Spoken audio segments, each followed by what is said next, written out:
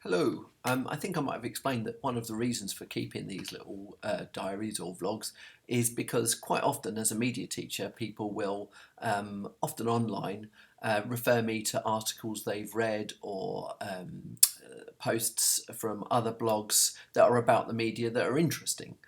Usually, these come from other media studies teachers that I know, but sometimes other people will refer them to me as well, just as a point of interest. And as I said, it's quite tricky to sort of sometimes crowbar these articles and ideas and discussions into our schemes of learning in the lessons.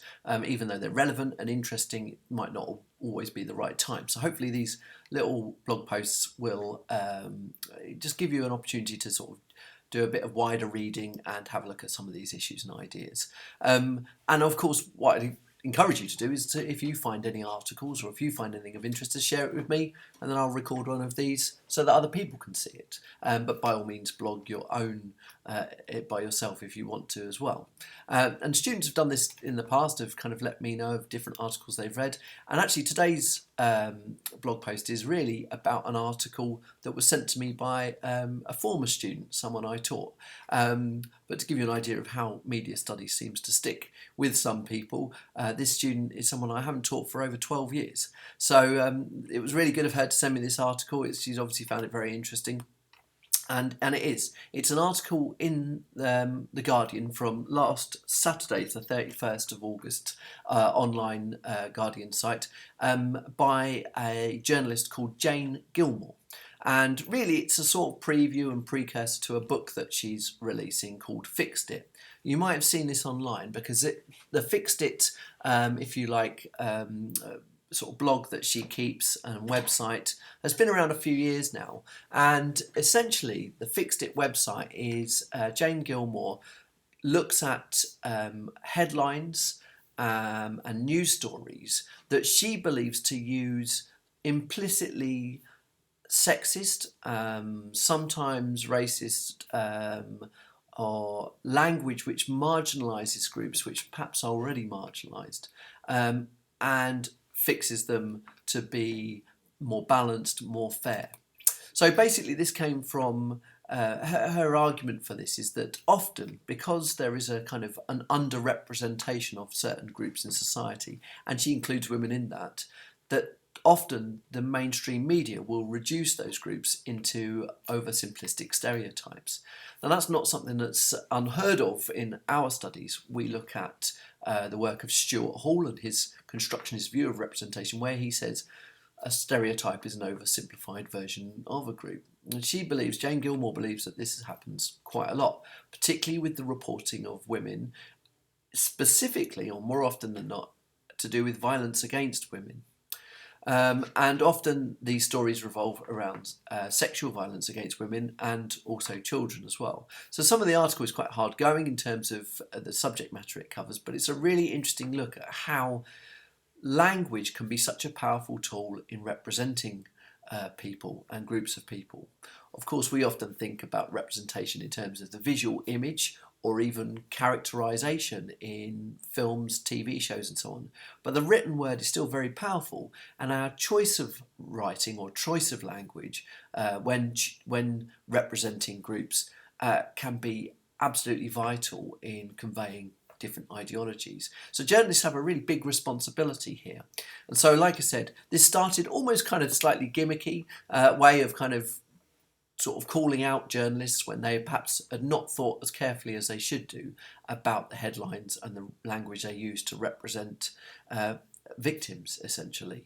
Now, I brought this up because it is a really interesting article and it's worth a read, and it's one that's definitely going to invite a certain amount of controversy. There is obviously at the heart of this a certain freedom of speech argument that journalists should be able to represent events in any way that they see fit. For me personally, I see this as kind of an interesting argument, but one that journalists, whilst they have a responsibility to uphold their freedom of speech, I think freedom of speech comes with the responsibility of reporting things fairly and balanced and in a way which makes sure that groups aren't marginalised or stereotyped or oversimplified in a way. Additionally, another counter argument or another argument to this is, well, Why is she focusing only on women? Aren't there also instances where perhaps men are represented in an unfair or oversimplified way? We know that the representations of old-fashioned thoughts about masculinity is quite prevalent. Well, indeed, I think she takes those on at the same time. In fact, the theorist I would connect her work to is the work of bell hooks, which if you're in year 13 you'll know all about already. But bell hooks basically is a feminist theorist which but her definition in this instance of feminism is about championing the rights of all marginalised or underrepresented groups. So bell hooks would see the work of Jane Gilmore and her website, and now her book, as a way of kind of levelling up a playing field, as a fighting for those whose voice has perhaps been stifled somewhat in the past. So it's really interesting. So when you read the article, have a think about bell hooks and have a think about what Hooks would perhaps say about this. Of course, there is one other factor to this that becomes a little bit interesting for me as a media teacher, is that Jane Gilmore's correction of other headlines and newspaper websites is done on her website. Essentially, she has created a media text which is sort of clearing up and dealing with other media texts. This can really only happen in a sort of postmodern world, whereby the media is constantly referring to other media, and that her website relies on an understanding and knowledge of newspapers and in many cases online websites. So again, in terms of media theories, Baudrillard would probably have quite a lot to say about this. Texts about texts about texts, which sometimes boggles the mind. But again, it's another interesting dynamic to look at this from. So have a read. Be interesting to see what you think, either about politically, this, whether this is important. I guess this relates, if you study English language, this is quite an important thing to look at as well. But I guess from a sociological point of view, it's also interesting. The freedom of speech issue is also powerful here, and it'd be interesting to see what your thoughts on that. Or if you want to come at this purely from a media point of view rather than a sort of gender point of view, then what do you think about media texts that are all about other media texts? Anyway, let us know what you think. Hope you had a great weekend, and I'll be back again soon. Bye bye.